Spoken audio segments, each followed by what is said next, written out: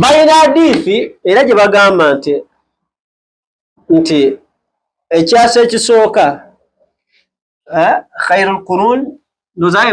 hadithi bwetu bwegamba bagamba nti esooka n'eyokubiri n'eyokusatu bakoma ku ssatu zonna ebyo ebyasa bimugamba nti khairul quruni nabbi n'agamba esooka simanyi ey'abasahaba neddako n'ey'abatabi'i n'ey'abatabi'i basahaba bongamba nti zezo khairul quruni ng'ate beewemula ne balwana ne beevuma ne beewemula nga Muawiya yalagira abasiraamu bonna bakhutaba ababulizi b'eddiini bakolimira Ali ekyo ngamba nti khairul quruni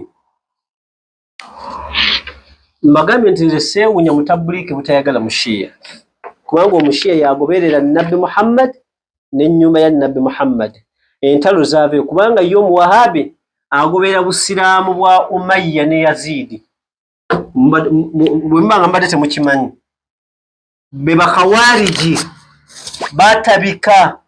ne basi kubanga bo baagala bintu bya fujjo bo be banoonya enzikiriza erimu effujjo nga bagenda banokolayo ebyeffujjo byo nga babiyingiza mu nzikiriza zaabwe kubanga bo baagala fujjo eva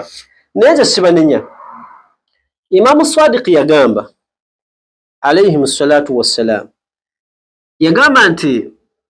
nabbi yagamba Ali namugamba nti Ali teri muntu ali kukyawa gwe n'abaana bo n'abagoberezi bammwe omuntu yenna alikyawa Ali n'abaana ba Ali n'abagoberezi ba Ali yeffe bebayita abashiya nabbi yagamba nti teri ali kukyawa okujjako nga yayita mu makubo gana asatu awalan yagamba nti la yuhibbuna ahla albayt teri muntu alitwagala oba alitukyawa amakulu abantu abatajja kwagala ahlul bayt yagamba nti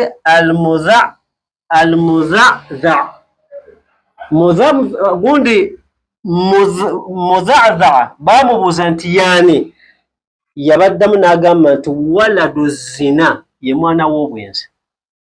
omwana w'obwenzi tasobola kwagala Ali n'abaana ba Ali n'ayagala n'abashiya abagoberera olulyo olulangira olwo olwa Nabi Muhammad abadan tebasobola kwagala ahlul bayt thaniyan owokubiri n'agamba omunnanfuusi al a'rabu ashaddu kufran wa nifaqan omunnanfuusi tasobola kwagala Muhammad wa al Muhammad abadan nze bwe tebinneewuunyisa ebyo n'agamba owokusatu nabbi agamba nti omuntu omwana nga yayita mu makubo aga hidhi nga maama wo yali mu nsonga ez'omwezi hidhi kitaawo n'amufunisa olubuto okujjako nga wajja bwotyo toliyagala ahlul bayt abadan omunnanfuusi omwana w'obwenzi n'omwana nga mu makubo ge yafuna olubuto nga maama we ali mu nsonga z'ekikyala then owokuna omwana wa haramu ayawukanirawa n'omwana w'obwenzi ye mwana alya haramu nga kitaawe sente ze yamuliisa za bubbi za kulimba amakulu nga yazifuna byonna bye wafunanga wabifuna mu makubo agatali malungi zonna bye waliisanga abaana bo nezzadde lyo wabaliisanga bya haramu omwana oyo bwakula tasobola kwagala nabbi Muhammad tasobola kwagala ahlul bayt tasobola kwagala bagoberezi ba ahlul bayt abayitibwa abashiya abadan era ndowooza mubalaba ku social media ovuuka mubulaba kale n'otunuulira n'olaba era ntulunye ati kati bano abaana kubaza ensera kuwira amasomero ga salafu tegaggwamu majinni ndowooza oba amajinni ge gabasumbuwa ne gaboogeza ebintu tebitategeereka so n'olwekyo kambaweeyo kino mmalirize ebigambo byange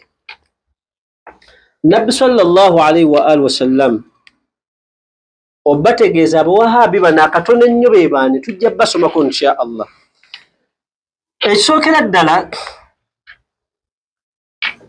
kambawe ekyokulabirako ku fatuwa z'abawahabi bano oba ku nsomesa zaabwe. Ibn Taymiyyah ne Sheikh Muhammad ibn Abdul Wahhab, omusajja omu eyo Hijazi nga tennaba kutumibwa Saudi Arabia, yali mu mikono gy'aba ahli sunna wal jamaa nga tennaba kuwambibwa balalu bano. Fitnatul Wahabiyya, ebikemo by'abawahabi, ekitabo batebakiyita, mugende ku internet mukinoonye, bakiyita fitnatu al Wahabiyya. Omusajja oyo yakiwandiika yali musunni nga si mushiya. Mugende ku page ya 20 bamuyita Sheikh Ahmad Zaini Dahlani yawandiika n'agamba nti okumanya abawahabi babi, okumanya abawahabi babi abayita abasalafu, ze zino zimu ku fatuwa za Sheikh Ibn Taymiyyah gundi za Sheikh Muhammad ibn Abdul Wahhab. Yagamba nti inna rubabata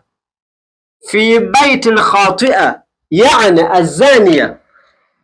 yagamba nti yannyonnyola n'agamba nti omukyala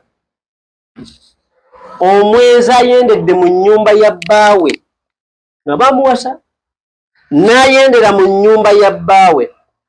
aqallu ithman mimman yunadi bisalati ala nabiyyi fi lmanajir, obubi bwe butono nnyo okusinga kwoyo asaalidde nabbi ku mimbari. Abatabuliiki bano basiraamu si basiraamu? Ono Sheikh Muhammad ibn Abdul Wahhab yayogera ebigambo bino, aleeta ebigambo bino musajja musunni mu kitabo kye bayita Fitnatul Wahabiyya, ebikemo eby'abawahabi, kubanga obutabuliiki oba abawahabi abayita abasalafu bikemo mu ddiini, Katonda yakituwanga kikemo. Yagamba nti omukazi ayenze mu maka ga bbaawe at least kokko mulungi kokko, naye ono asaalidde nabbi Muhammad ku mimbari mubi nnyo nnyo nnyo nnyo, oyo ye muwahabi. Omusajja y'omu mu kitabo kyekimu ku peegi y'emu n'agamba okumanya babi Muhammad ibn Abdul Wahhab, bano abatabuliiki ko bajja ensomesa zaabwe ezimulaba ez'eddalu ezo ez'obukambwe ez'effujjo ezitali za busiraamu. Yagamba nti wayamnauna min as-salati alayhi sallallahu alayhi wa alihi wa sallama, Muhammad ibn Abdul Wahhab yaziyizanga abagoberezi be okusaalira nabbi ku mimbari. 1 2 ba'da al-adhan, n'oluvannyuma lwa adhan, ba'da. N'agamba nti hatta anna rajulan salihan kana a'ma, omusajja omu yali muzibe nga mwazinyi ku mulembe gwe, wa kana muadhinan, yali musajja mwazinyi, bambi bwe yamaliriza okwaziina, wa salla ala nabi ba'da al-adhan, nasalira nabi Muhammad. Kubanga hadithi emanyikiddwa obulungi wadde mwe mugisomako bitundu, eri mu Sahihu Muslim omujalladi ogusooka oba volume esooka page 381, hadithi ya 384, ekitabo kya 4 kitabu as-salat, babu omulyango gwa 7, babu istihbabi al-qawl mithl qawl al-muadhdhin, Muslim ibn al-Hajjaj an-Nashaburi. Hadithi eri mu Muslim emanyikiddwa ejjibwa ku Abdullah ibn Amr ibn al-As, yagamba nti yawulira nabbi ng'agamba nti idha sami'tumul muadhdhina faqulu, hadithi mutero gisoma ku radio nga mugenda kwaziina. Nabbi yagamba nti bw'owulira omwazinyi ng'ayaziina, yagamba nti faqulu, naawe ddamu mithla ma yaqulu, omwazinyi ono yennyini kyayogera naawe kyoba oyogera, Allahu akbar Allahu akbar, naawe ddamu Allahu akbar Allahu akbar. Naye yagamba nabbi nti bwe batuuka ku linnya lyange n'agamba nti ashhadu anna Muhammada, kasita owulira erinnya lyange, yagamba nti thumma sallu alayya, munsaalire. Tugende mu bitabo by'obusiraamu, nabbi yagamba tumusaalire tuteyagamba, yagamba nabbi nti mugamba Allahumma salli ala Muhammad wa ala ali Muhammad, sissa sallama. ebyo ebyekiyaya ebyekiyudaaya musasallama yani